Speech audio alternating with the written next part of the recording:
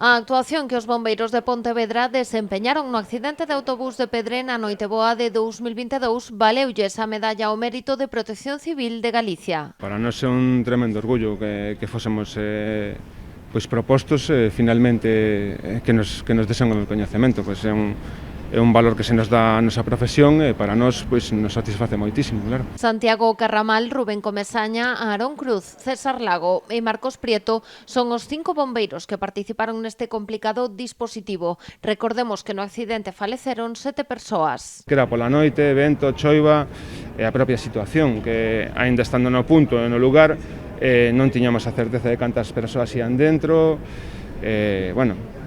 nun principio se baixou abaixo xa para facer a valoración desde abaixo, porque non sabemos o que pasaba.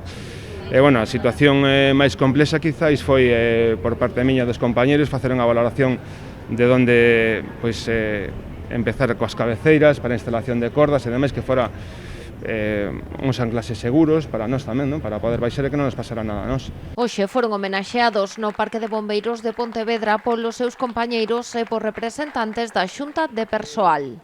Expuxeron as súas vidas alén do seu deber, alén da súa responsabilidade e gracias a eles levouse a cabo un rescate exitoso, no que por desgracia houve falecidos, pero tamén se rescatou xente con vida. Entón, non teño máis palabras que decir que é unha honra ser o vosso compañeiro.